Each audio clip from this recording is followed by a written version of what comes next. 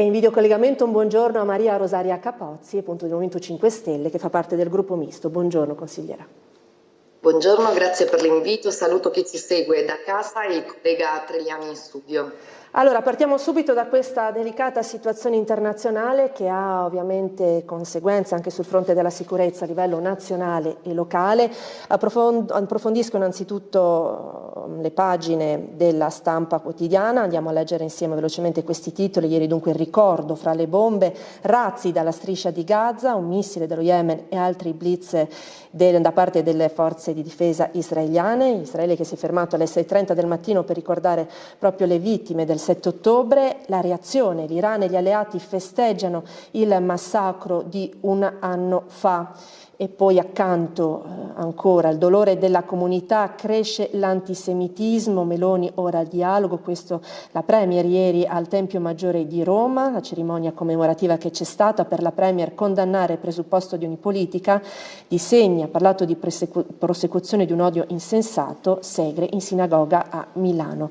I collettivi pro-Palestina vanno avanti, nuovo corteo, oggi qua si parla a livello nazionale di un sit-in a Roma, e quindi continuano queste mobilitazioni, queste diverse prese di posizione. Noi ovviamente guardiamo alle precauzioni, all'allerta, anche al rinforzo di sicurezza sul territorio, in particolare dicevamo in vista della partita tra Italia e Israele che si terrà allo stadio qui a Udine. Consigliere Treliani, parto da lei.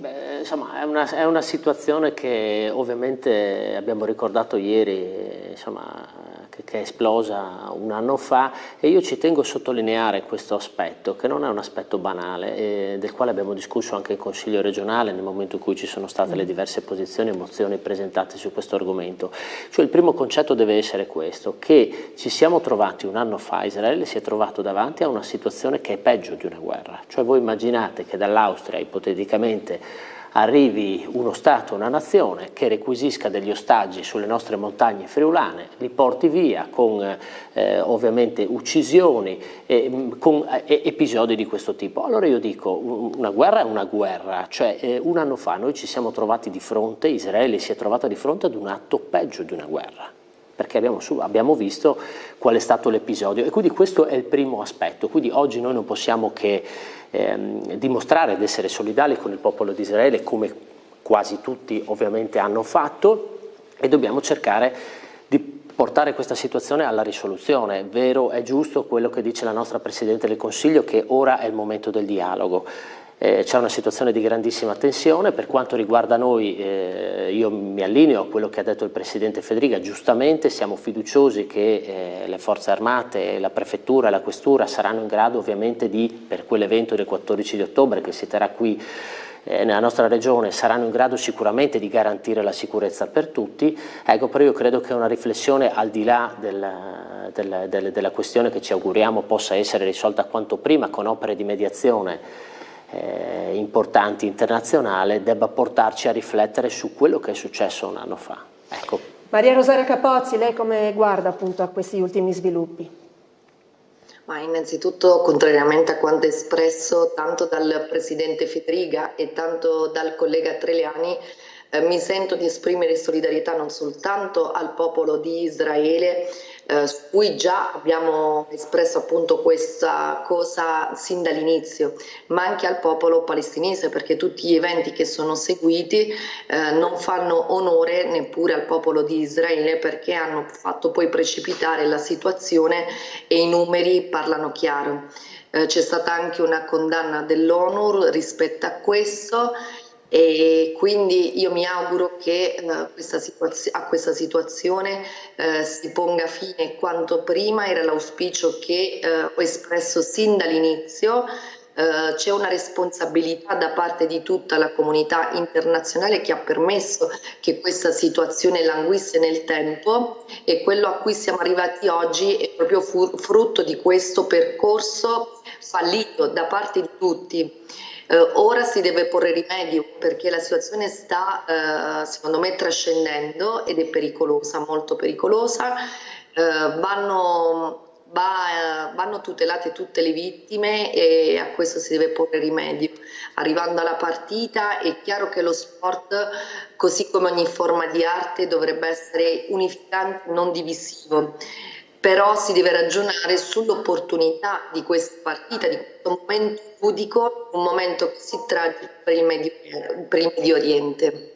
Allora, vediamo anche la prima pagina del Gazzettino, andiamo a vedere il titolo anche qui dedicato ieri all'anniversario. Israele, anniversario di guerra, un 7 ottobre dunque senza tregua, missili sulle città da 3 fronti, Netanyahu che ha convocato un vertice urgente nelle scorse ore, Meloni dunque alla cerimonia in sinagoga a Roma ha detto Tel Aviv si difenda ma rispetti il diritto. Un anniversario senza tregua, oltre 130 i missili che sono stati lanciati dal sud del Libano verso il territorio israeliano, per lo più verso Acri, Haifa e la Galilea.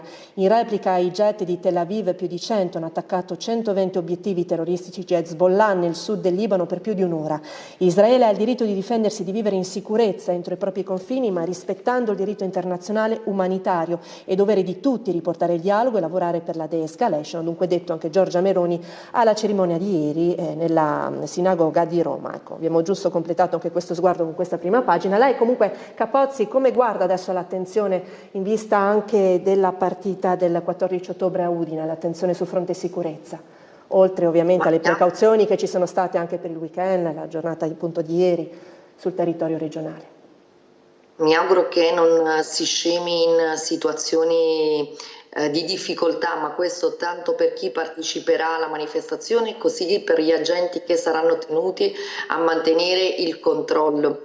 Ripeto, per me è giusto manifestare, bisogna farlo nei modi corretti, senza che questo appunto possa sfociare in atti di violenza, e la partita, lo ripeto, pone sicuramente delle considerazioni sull'opportunità della stessa, perché avviene in un momento di grande difficoltà per il Medio Oriente e quindi questo momento ludico collima con questa parentesi, c'è con questa parentesi storica particolarmente tragica e quindi è abbastanza comprensibile anche la voglia di chi vuole manifestare contro questo evento.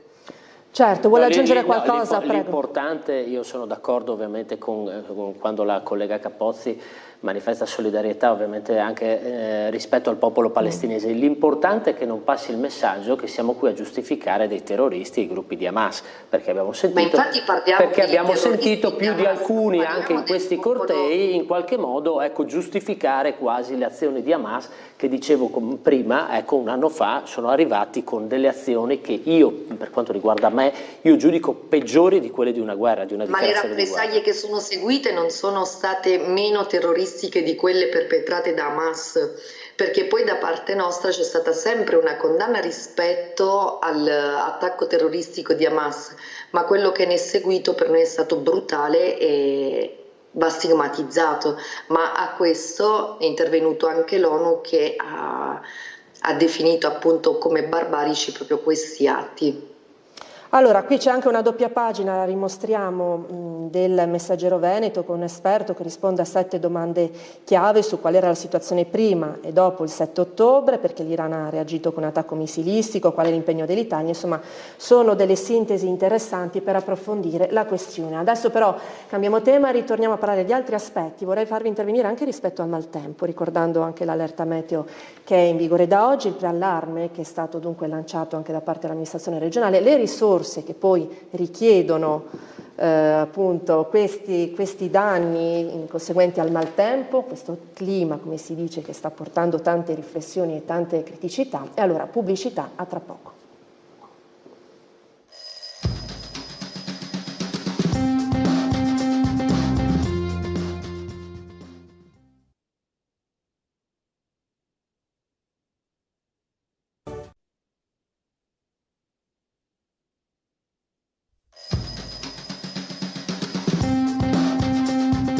Ben ritrovati in Sveglio Friuli, sempre in compagnia dei nostri ospiti, i consiglieri regionali Maria Rosaria Capozzi del Movimento 5 Stelle e Igor Treleani di Fratelli d'Italia. Allora, veniamo alla situazione locale per quanto riguarda in particolare il maltempo. Abbiamo avvertito sulla nuova allerta meteo che è stata diramata dalla Protezione Civile regionale, in vigore dalle 12 odierni fino alle 12 di domani, con criticità idrogeologica arancione prevista su gran parte del territorio regionale. Ricordiamo che la Regione e anche l'amministrazione regionale ha proprio diramato, dichiarato un preallarme proprio firmato dall'assessore Riccardi d'intesa con il presidente Massimiliano Fedriga a seguito di queste previsioni meteorologiche, meteo che come detto ha comportato già notevoli spese anche sul territorio regionale, non solo nostro, anche poi nel resto d'Italia, per i disagi, i danni creati. Si continua a guardare anche a questo aspetto, anche nella allocazione delle risorse regionali. Si sta parlando appunto della manovra autunnale in questi giorni, dell'assestamento bis. Anche qui la maggioranza è stata chiamata a intervenire già in passato a supporto anche dei territori colpiti e a guardare anche al futuro dal punto di vista degli interventi istituzionali infrastrutturali per mitigare i vari rischi sul territorio conseguenti al maltempo. Sì, su questo siamo una regione all'avanguardia, ma sono ormai più di qualche decennio. Io non parlo ovviamente solo per gli ultimi anni che ci hanno visti protagonisti alla guida di questa regione. Credo che l'Istituto della Protezione Civile sia una garanzia per questa regione, sia riconosciuto a livello nazionale. Siamo intervenuti negli anni scorsi sugli eventi calamitosi di Vaia con interventi importantissimi di moltissimi milioni di euro per cercare di dare delle risposte ovviamente alle situazioni di disagio e anche soprattutto infrastrutturali che sono state causate dal maltempo. Solo l'anno scorso abbiamo avuto gli episodi delle grandinate sulle quali stiamo ancora adesso facendo tutti i decreti di concessione sia per i privati e anche per le situazioni ovviamente pubbliche, infrastrutturali e idrogeologiche che hanno in qualche modo richiesto delle necessità di intervento. Quindi io credo ci attendono purtroppo 2 giorni di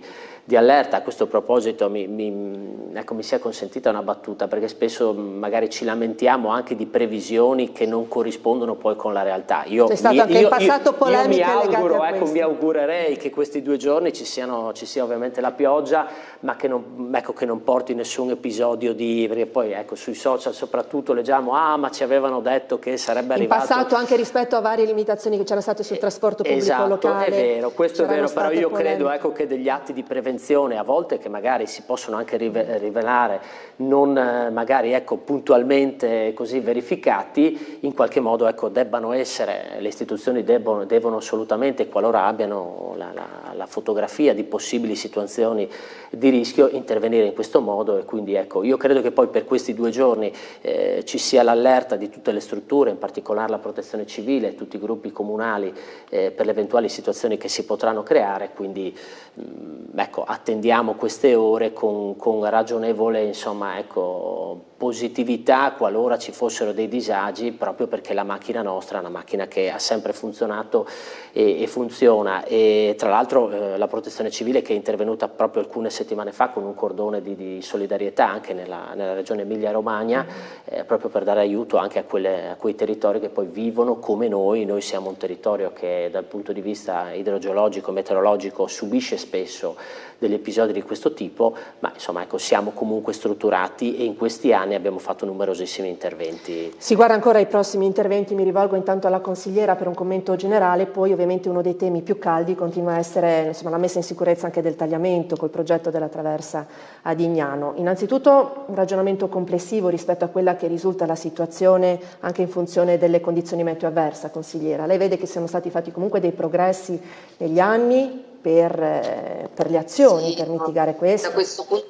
Da questo punto di vista mi trovo d'accordo con il collega Treliani, perché abbiamo una macchina che funziona, che interviene per tempo, e sono d'accordo con la questione della prevenzione, perché benché qualche cittadino possa trovare delle misure eccessive, anche io ritengo che è meglio essere cauti.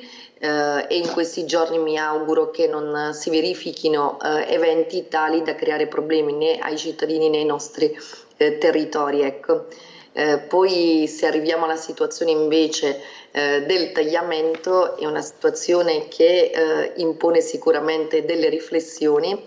perché se da un lato abbiamo un problema legato alla salvaguardia di territori e di cittadini, che anche per noi resta importantissimo e deve essere perseguito, dall'altro c'è anche la tutela di un territorio che non può essere, a nostro avviso, surclassata, o comunque riteniamo che le due questioni possano viaggiare in parallelo senza che una sacrifichi l'altra, perché si possono fare interventi ecosostenibili e non necessariamente impattanti come quelli prospettati, su cui si sono espressi negativamente non soltanto la parte politica, che qualcuno può anche tacciare di essere ideologica, ma si sono espressi negativamente studiosi da tutto il mondo, la comunità scientifica, le stesse università con alcuni suoi esponenti.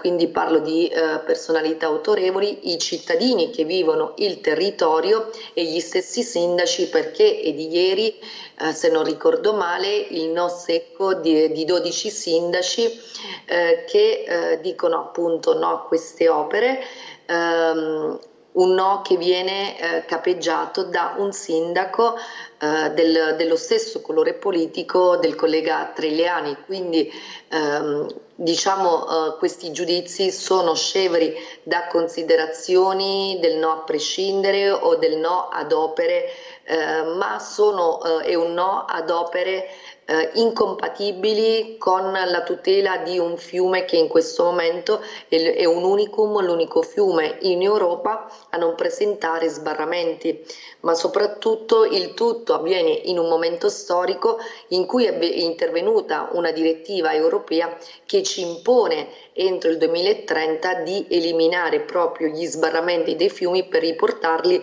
alla loro naturalità. Consigliere Treliani, allora una prima considerazione. Lei mi trovi un sindaco che davanti ad opere impattanti sul proprio territorio dica sì, mi va bene. Ecco, io tra l'altro l'ho vissuta in prima persona la realizzazione. Ho vissuto,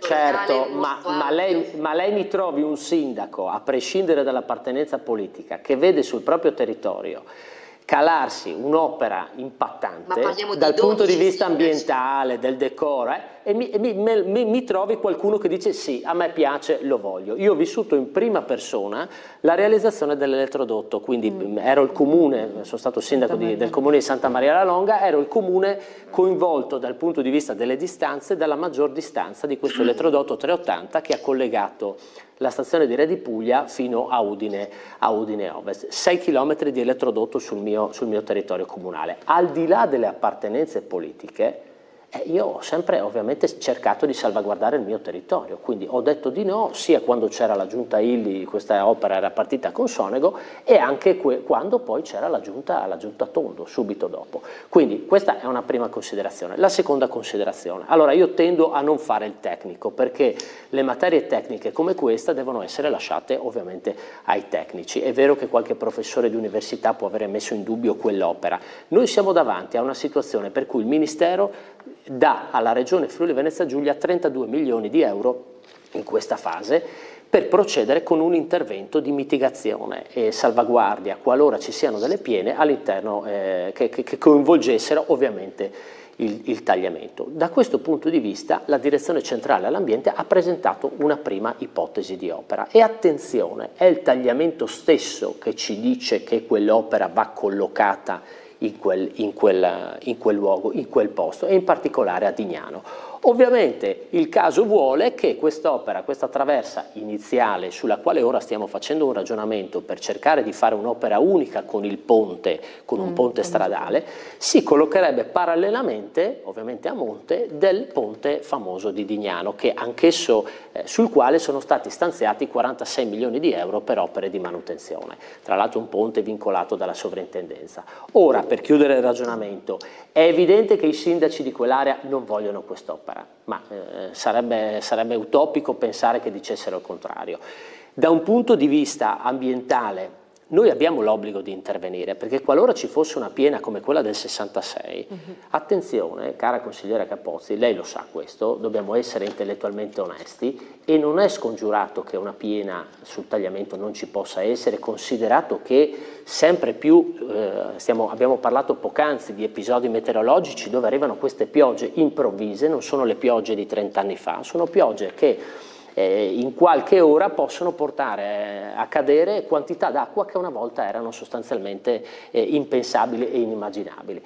Quindi la Regione Friuli Venezia Giulia ha semplicemente proceduto con quell'iter per realizzare quell'opera. È vero, ora il territorio ci ha posto delle problematiche, l'assessore Scocimaro ha dato piena disponibilità in questa fase a coinvolgere anche esperti tecnici terzi per poter immaginare soluzioni alternative. Una soluzione sulla quale mi sembra che anche i territori siano d'accordo sarebbe quella di realizzare una traversa, un ponte traversa, quindi un'opera unica.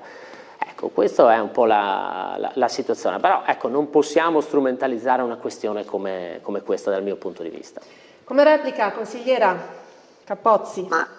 Alcune contraddizioni sono evidenti e sono state anche espresse dal collega Treliani, perché abbiamo assistito ad un operare piuttosto confuso da parte dell'assessore Scoccimarro e dell'assessore Ammirante rispetto a questo tema, perché siamo partiti da una traversa laminante con una delibera di giunta, la numero 530 dell'11 aprile, per poi cambiare idea perché quell'opera era oggettivamente improponibile ed arrivare ad un ponte traversa.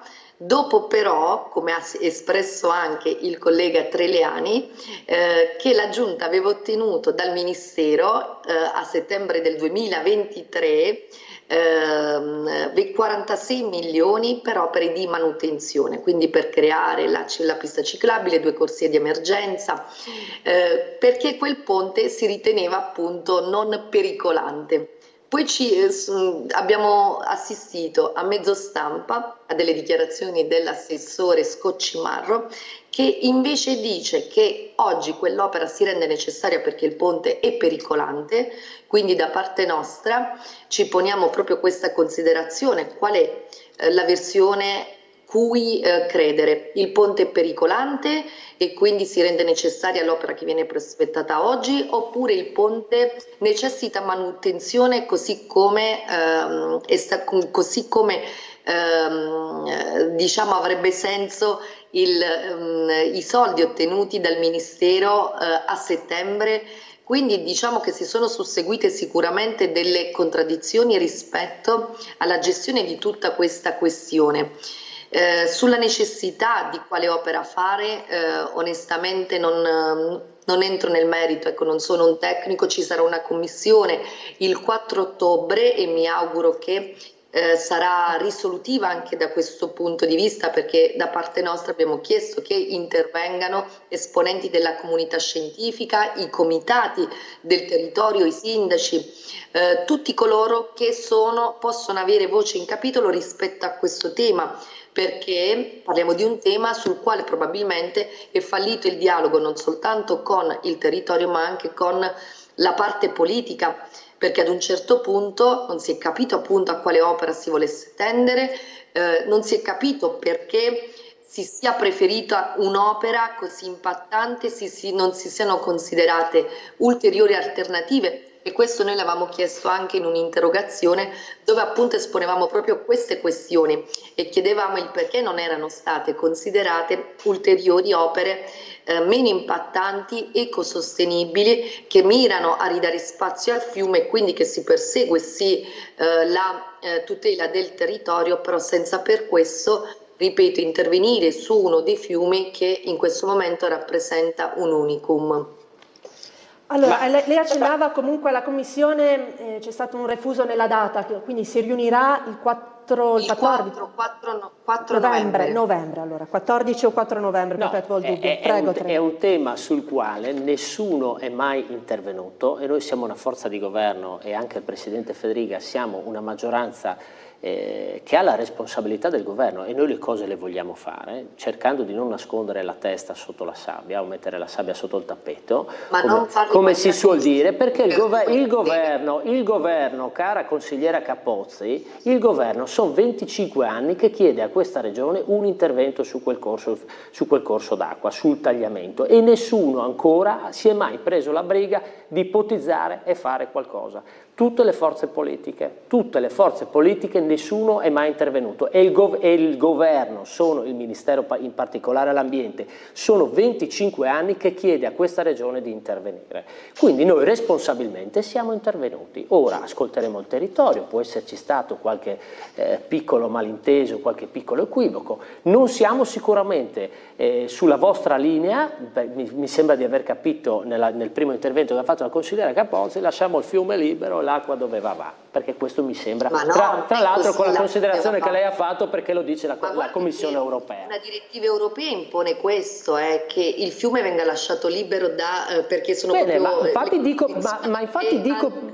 invece le evidenze scientifiche che poi si ripetono nei territori. Ma infatti voi del Movimento 5 Stelle siete per lasciare che l'acqua del tagliamento vada dove vada. Ecco, nel momento in cui arriva una bella piena e tira sotto qualche paese, vi chiameremo a rispondere. Allora, ci danno anche delle soluzioni, ecco, perché... ecco, quali sono le soluzioni?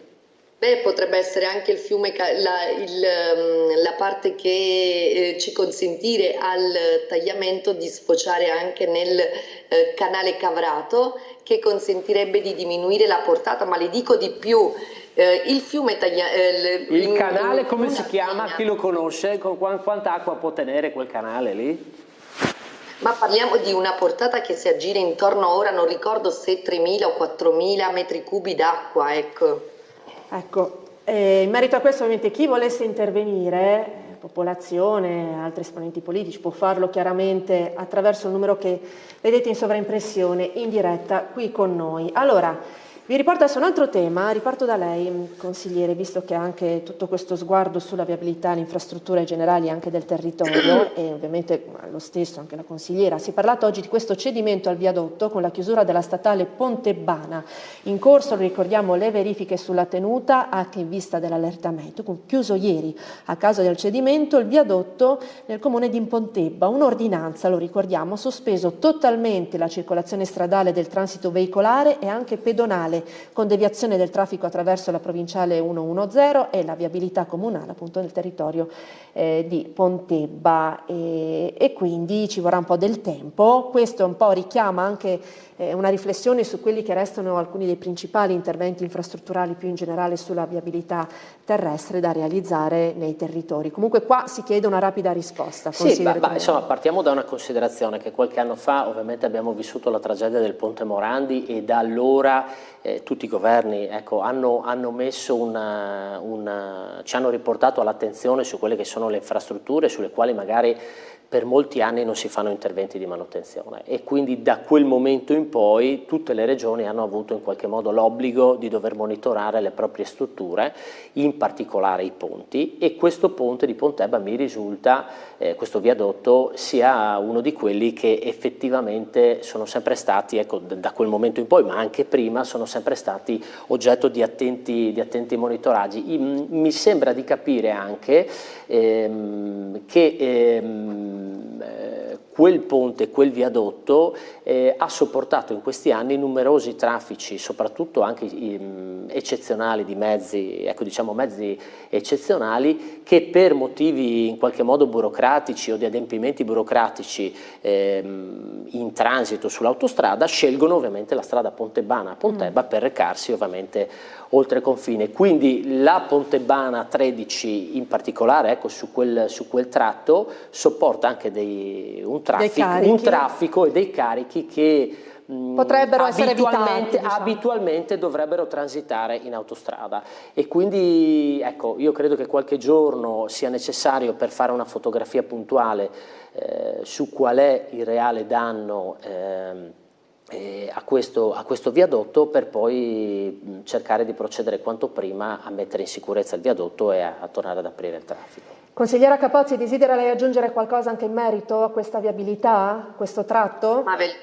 Velocemente dico che è chiaro che la manutenzione va fatta in tempi brevi, questo per per non creare disagi ai nostri cittadini e per la loro sicurezza, quindi bisogna intervenire e questo bisognerebbe farlo in larga scala, con dei controlli capillari su tutti quelli che sono i nostri ponti, e visto che il collega Trileani ha citato il ponte Morandi, è un'opera che evidenzia che quando si vuole i tempi possono essere ridotti e le cose si possono fare anche in poco tempo, perché ricordiamo è un ponte che è stato ricostruito in un anno. Ecco. Però mi consenta una battuta. Prego. È vero quello che dice la consigliera Capozzi, ma se si vuole significa poi per esempio istituire un commissario che possa intervenire con dei tempi che ovviamente possono essere bypassati ed agevolati. Non è che si fa così con gli strumenti tra virgolette convenzionali o abituali. Quindi o ci mettiamo nell'ottica di, per alcuni tipi di emergenze, di interventi, poter immaginare anche delle strutture commissariali che possono intervenire in modo anche veloce. Io mi trovo d'accordo con la consigliera Capozzi. Noi siamo contrari infatti a quei ruoli invece che si risolvono in ruoli vuoti, perché abbiamo avuto numerose situazioni nella nostra regione dove la figura del commissario si è risolta invece in una figura del tutto appunto vuota. Basti pensare ai commissari delle aree portuali. Su cui poi abbiamo visto che a prendere le decisioni erano le direzioni piuttosto che i commissari, quindi rendendo vana anche la stessa posizione. Ecco. No, certo, assolutamente no, io non entro nel merito, mi fermo alle infrastrutture, dico che il commissario per l'emergenza A4 ha realizzato oltre 100 rotatori in questa regione. Poi ogni commissario ha le sue e credo, io portavo quell'esempio, poi evidentemente ci sono dei commissari che non entro per esempio nel caso che ha sollevato la consigliera Capozzi, però ci sono anche degli esempi virtuosi di commissari. Assolutamente. Mi riferivo a quelli. E siamo qua comunque a chi desiderasse replicare per lasciare la parola in merito. Abbiamo una chiamata in arrivo in studio. Allora, buongiorno, con chi parliamo? Buongiorno, sono Anes. Volevo dare un'informazione, una piccola informazione alla signora dei 5 Stelle che vuol far defluire il tagliamento sul canale Cavrato. Il Cavrato è già in difficoltà quando ci sono le piene normali con le piogge. Figuriamoci se fa defluire il tagliamento con migliaia e migliaia di metri cubi. Cioè, ma non si rende neanche conto di quello che sta dicendo, non conosce neanche la morfologia del Cavrato. Grazie, arrivederci. La conosco. Prego, consigliera. La conosco e voglio dire al signore che è intervenuto che capisco bene che di per sé il Cavrato non può essere l'unica soluzione, ma noi del Movimento 5 Stelle nel corso del tempo abbiamo chiesto che si completassero delle opere che ad oggi risultano incompiuti, come le 3 opere previste alla Tisana, visto che abbiamo ancora 2 opere che non hanno avuto appunto ancora esecuzione. Parlo dell'innalzamento del ponte alla Tisana che è in fase avanzata di progettazione, mi pare che siano in questi mesi avvenute le procedure di esproprio e la diaframmatura degli argini alla foce di Latisana e Lignano. Quindi parliamo di un insieme di opere che di per sé potrebbero contenere quella che è la piena centenaria. Non ho detto che quella costituisce l'unica soluzione, è un insieme di opere che nel complesso dovrebbero far contenere quella che si immagina essere la piena centenaria. Quindi da parte nostra abbiamo spinto anche in questi mesi perché vengano completate quelle opere che risultano incompiute. Ecco. Va bene, allora rilancerei subito il nuovo break pubblicitario. Al rientro vorrei parlare anche della situazione economica, in particolare l'abbiamo visto nel Gazzettino, lo richiamiamo questo titolo, fabbriche, trema l'occupazione, oggi previsto il confronto per gli ammortizzatori sociali di Electrolux e si complica anche la crisi della Nidec. Allora vi chiedo anche su questo un confronto più generale anche su quello che resta da fare e quello che si prospetta anche alla luce del confronto odierno per quanto riguarda Electrolux. Una vostra opinione. A tra poco, restate con noi.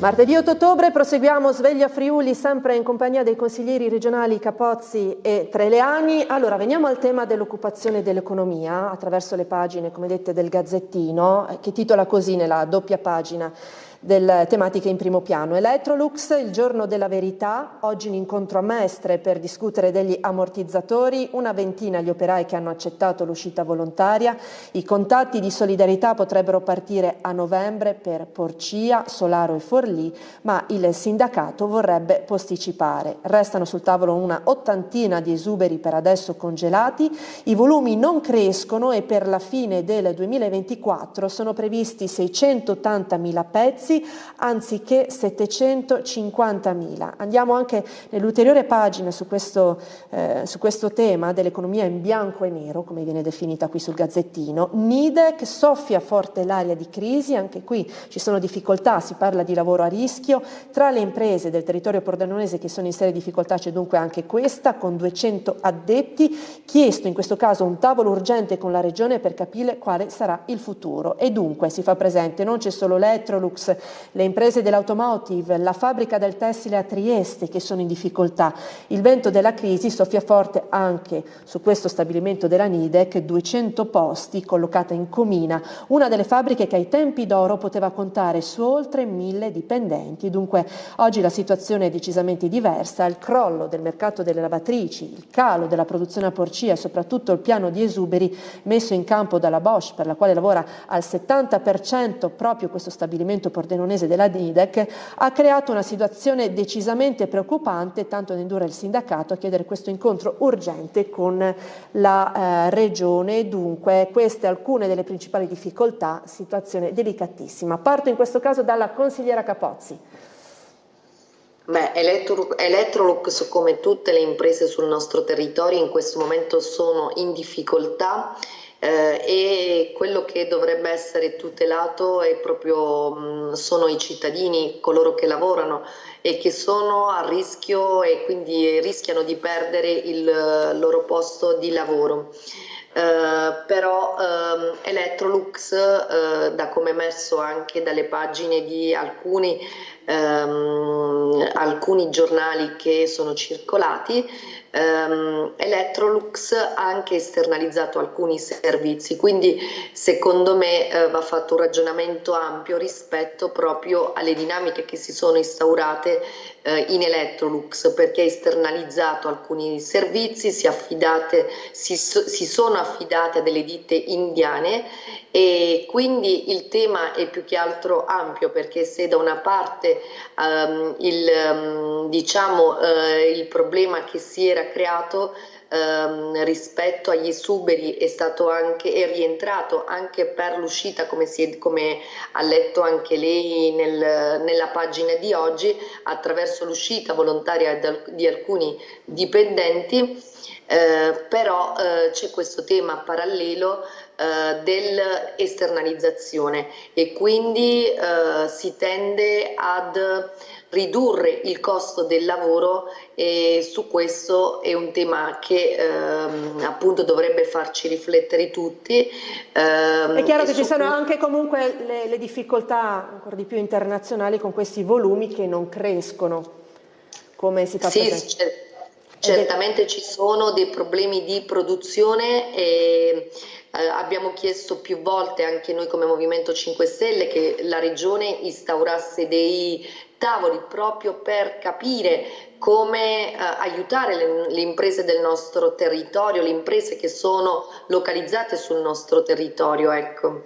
Lascio anche lei, consigliere Trelani, un commento d'insieme, poi abbiamo un'altra chiamata in studio. Ma io velocissimo faccio questa considerazione. Il mondo del lavoro che in questi anni ha vissuto e sta vivendo un profondo cambiamento, quindi sta vivendo un profondo cambiamento. Questo è il primo aspetto. Il secondo aspetto è che nella nostra regione, lo diceva poche settimane fa il Presidente Fedriga, siamo addirittura in una condizione inversa rispetto ad altre regioni, cioè c'è difficoltà a trovare manodopera, quindi chi vuole lavorare oggi in questa regione può trovare lavoro. Siamo una regione virtuosa da questo punto di vista.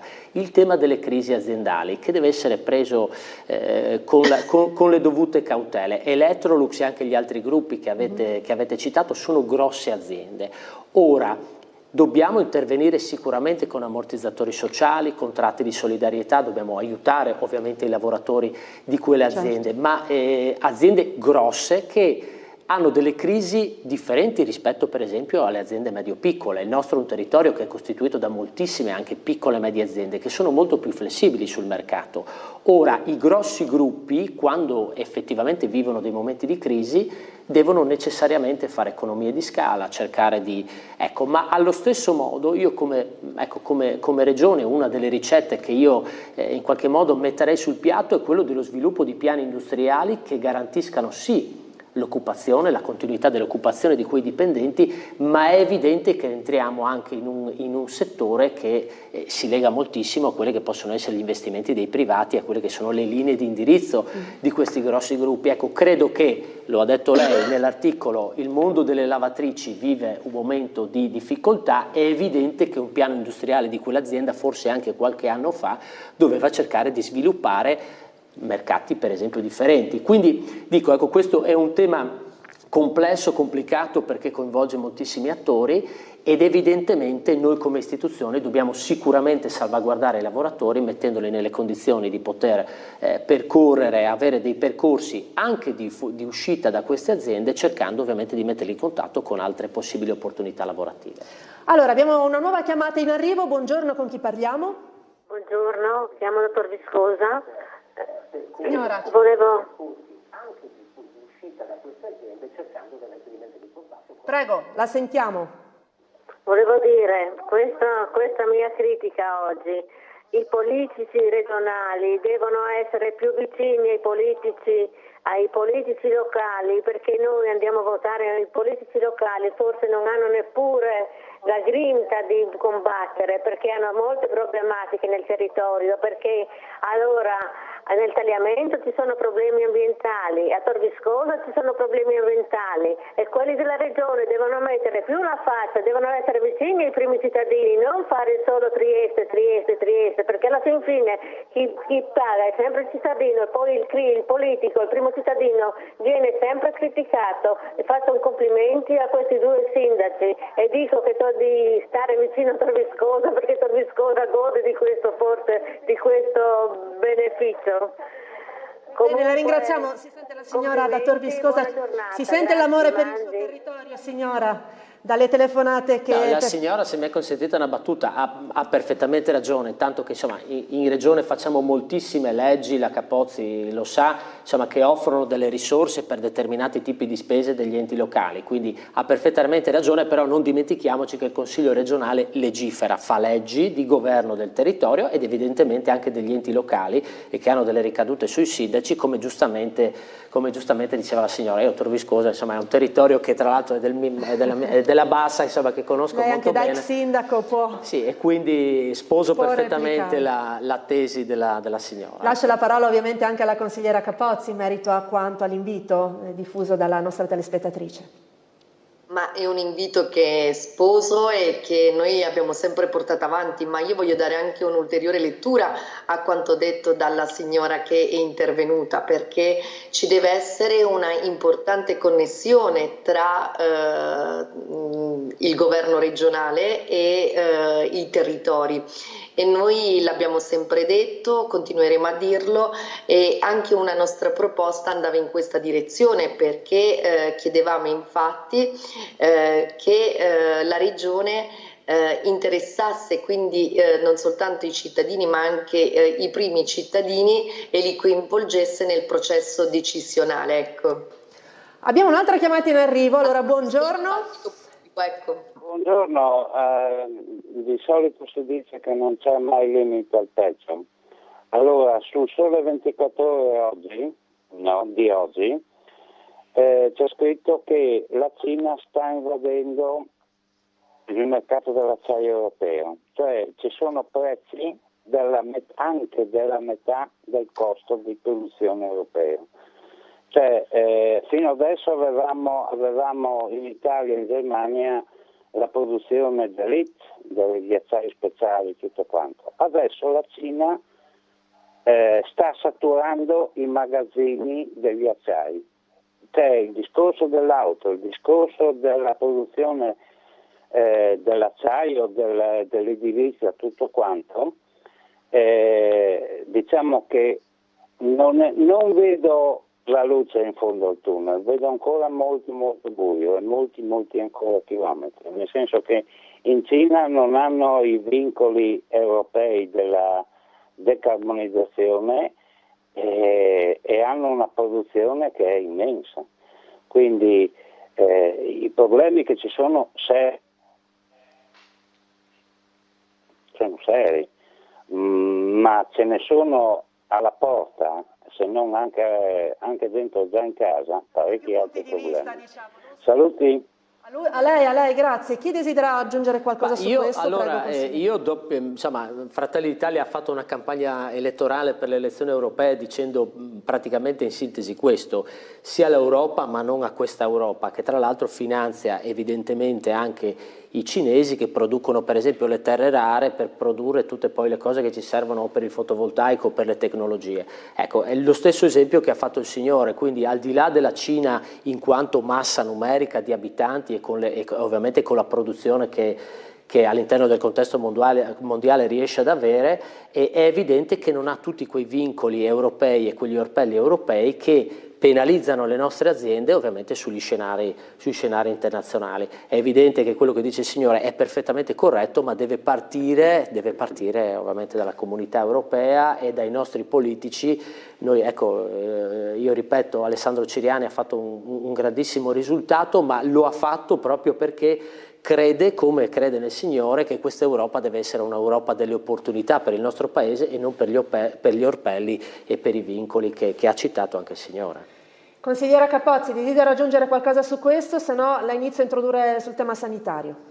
No, mi piacerebbe aggiungere qualcosa, perché è bene che l'Europa tenda a superare appunto questi limiti, però non si può prescindere dai vincoli della decarbonizzazione, perché altrimenti parliamo di una tutela del nostro ambiente, parliamo di cambiamenti climatici e non si pone rimedio a tutto questo. Ecco, sarebbe un ragionamento vuoto e monco proprio alla base. E questo è il tema, e questo è proprio il tema. E questo è proprio il tema, e le nostre aziende soffriranno, se andiamo avanti di questa portata. Nessuno è contro la transizione ecologica, noi per primi, ma non a questi patti e con queste condizioni, assolutamente. Le nostre aziende scompariranno e i cinesi, gli indiani e gli americani continueranno ovviamente ad appropriarsi di tutta la nostra produzione.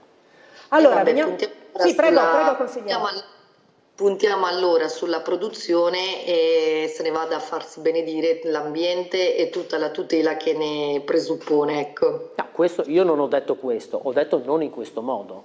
Ma i vincoli della decarbonizzazione non possono essere surclassati. Capozzi, lei sa benissimo che l'inquinamento è aumentato nel mondo l'anno scorso, sebbene l'Europa abbia ridotto i tassi di emissioni. Quindi voglio dire, cosa abbiamo capito? Punto di domanda. Me lo dica lei, cosa abbiamo capito? Se l'inquinamento globale è aumentato e quello dell'Europa è calato con le nostre imprese che non sono più competitive, mi dica lei cosa abbiamo capito. Se lei crede che questa sia la strada giusta, ognuno è libero di pensarla come vuole.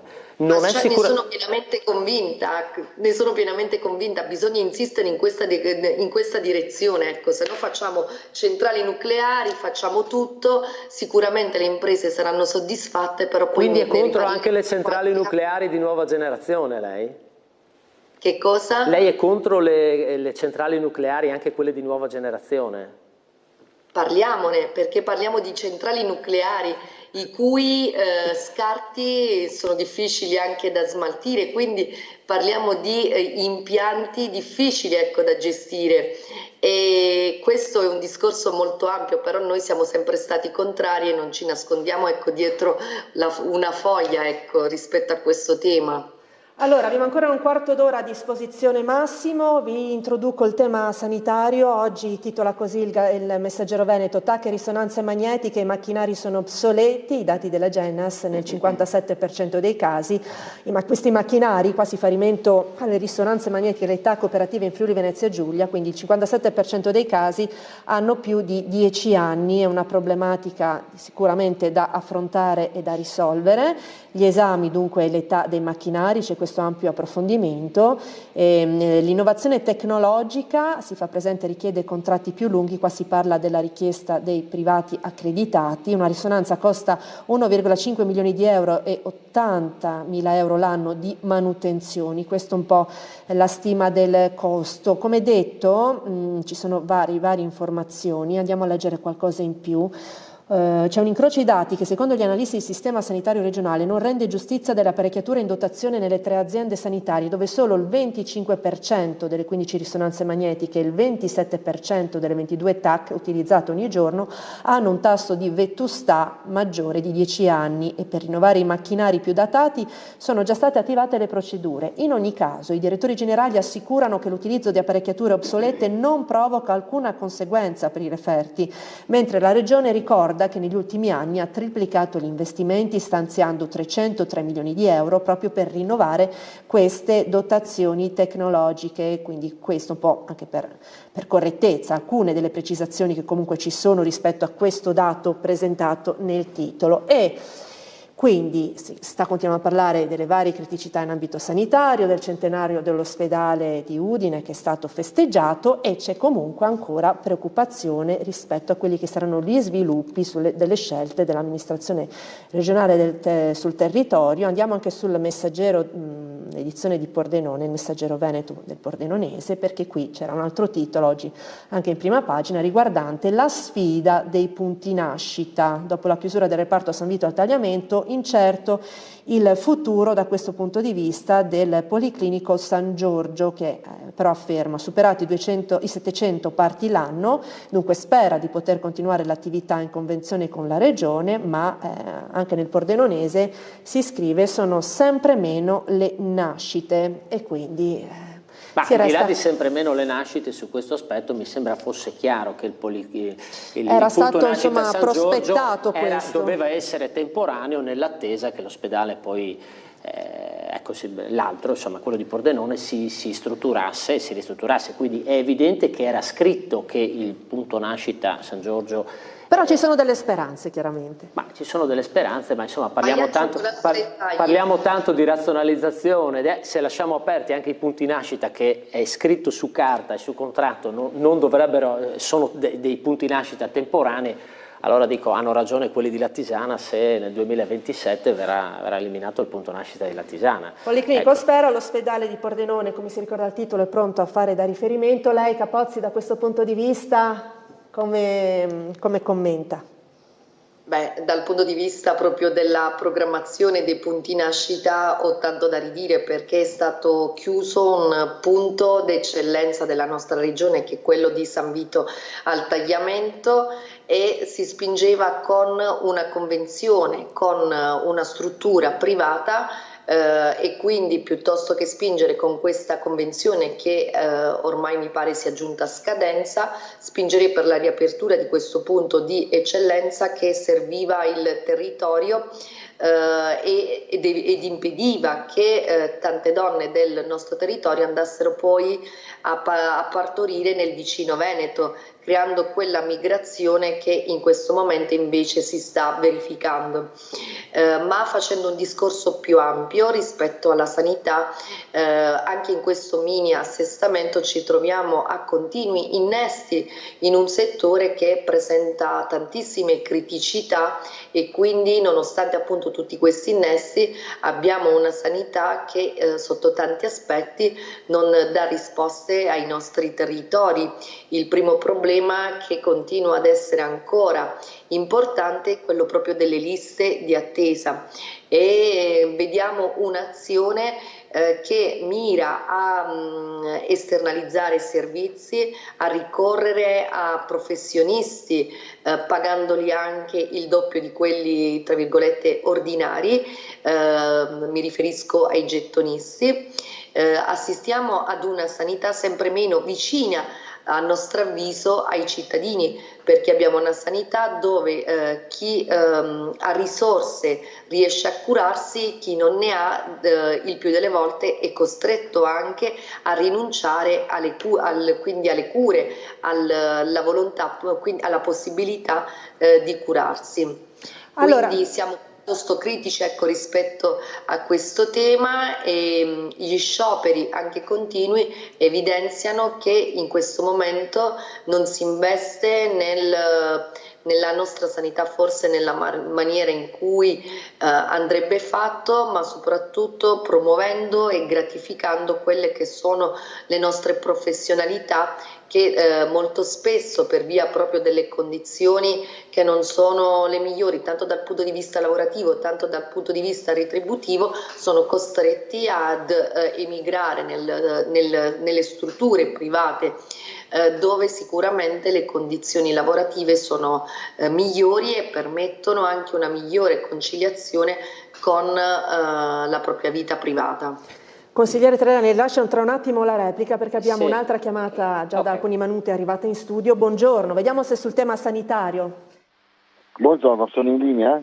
Buongiorno, sì, buongiorno, ci chiama per quale tematica?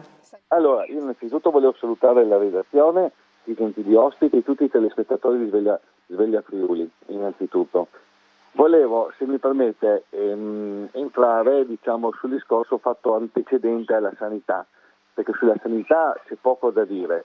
E la sanità è sotto pressione causa l'Europa, queste sono tutte cose documentate, è praticamente in cui l'Europa vuole privatizzare la sanità a tutti i costi, però di una maniera tale che chissà se ne sta ben zitto per paura di fare una sollevazione popolare, perché se noi vediamo dove stiamo andando come sanità, vediamo che stanno dando spazio ai fondi sanitari integrativi. Queste non sono cose mie, no?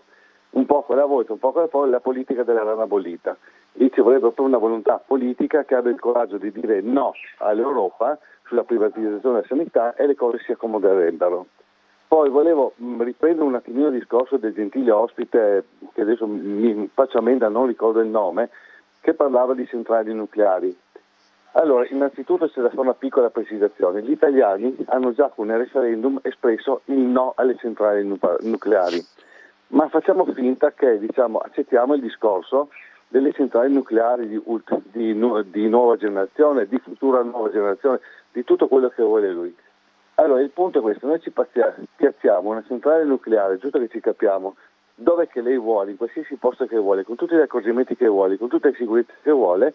Però abbiamo una classe politica, e questo non parlo o di destra o di sinistra, una classe politica per intero che stanno cacciando, ci stanno portando verso la rovina. Voglio ricordare che questo governo attuale ha aumentato di 1 miliardo e 600 milioni, ripeto 1 miliardo e 600 milioni di euro per le spese militari, che tradotto vuol dire se io spendo più militare, più in militare vuol dire che ho intenzione di fare più guerre.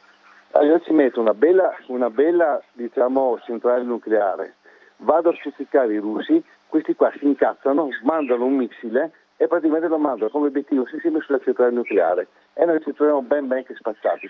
Questo non va bene, perché la centrale nucleare potrei essere d'accordo di metterla, però non con questa classe politica che è più pericolosa di una centrale nucleare. Poi, se mi consento, l'ultimo punto e dopo chiudo, mi si parla di inquinamento. Allora, ha aumentato l'inquinamento, ma mi spieghi per cortesia la serietà di queste manovre green, quando queste sono tutte cose documentate, quando l'Europa voleva multare il Belgio per le scoregge delle mucche dei propri allevamenti. Capisce che non sta in piedi. Allora, manca equilibrio. Quando avremo equilibrio possiamo parlare tutto quanto quello che vuole. Grazie, buongiorno. Grazie a lei per i suoi vari aspetti. Allora lascio subito innanzitutto la parola al consigliere una battuta che prende spunto dall'ultima frase dell'ascoltatore, ecco, che ha chiamato.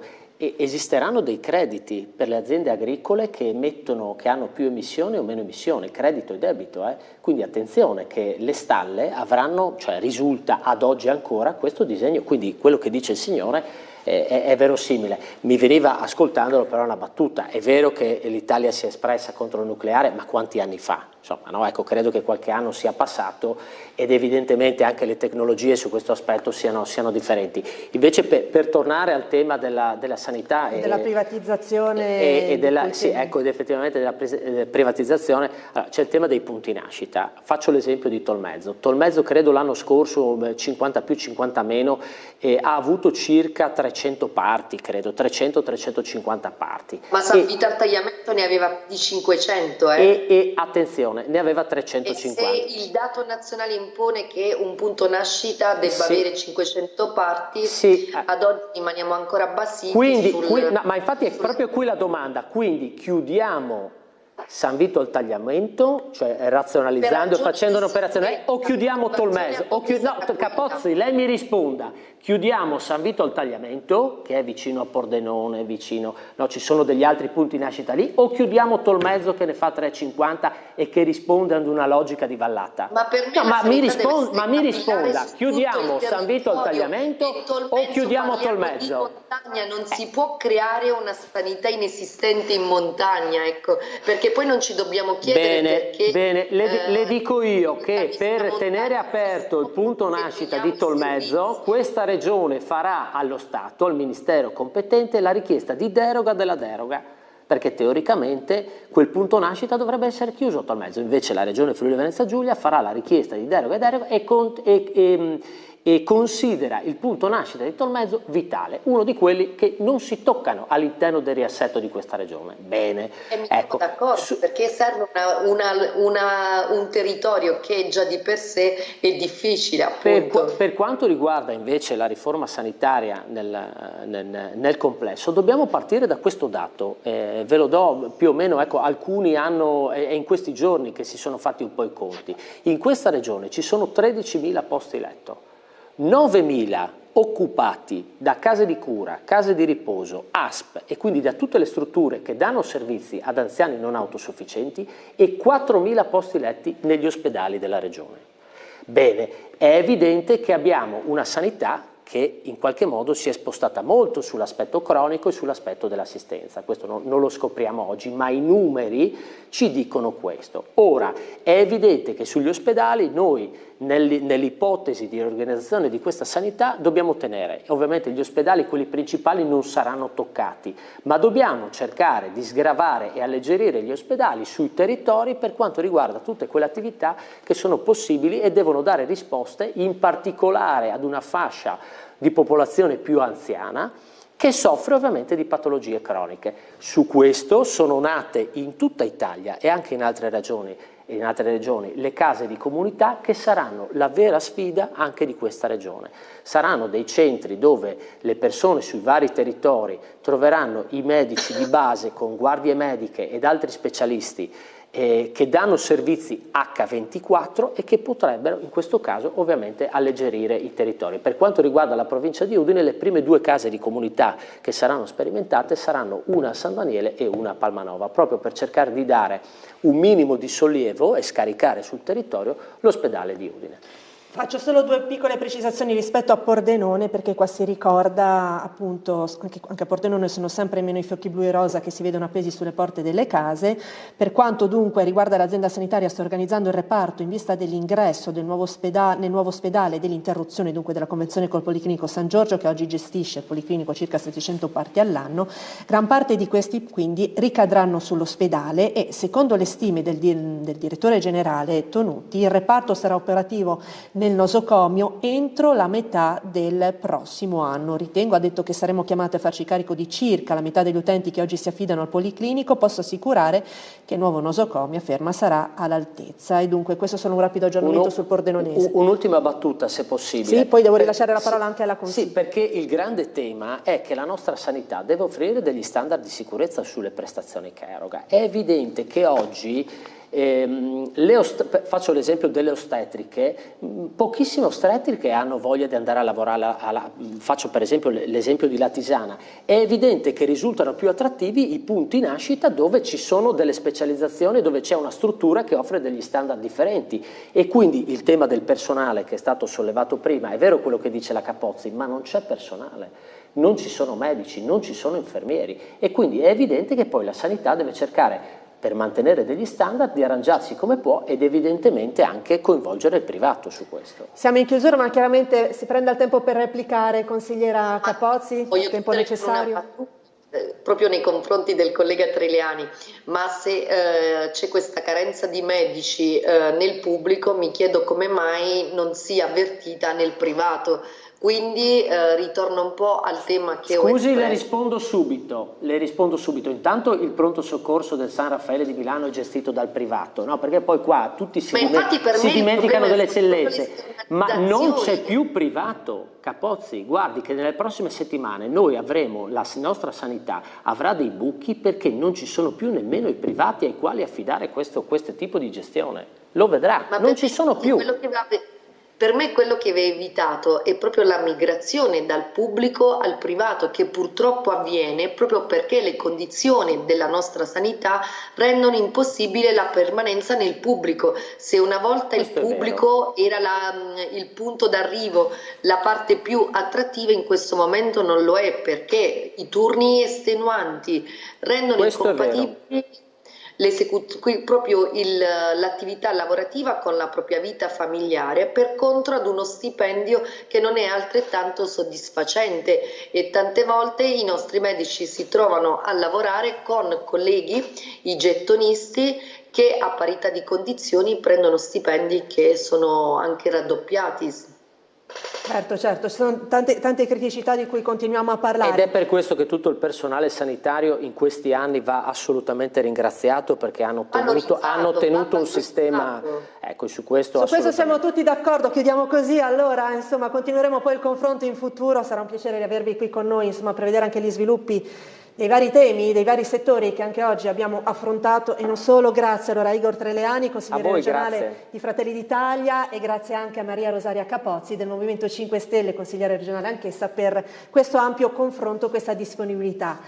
Grazie anche a tutti voi per averci seguito fin qui, vi auguriamo come sempre un ottimo proseguimento di giornata.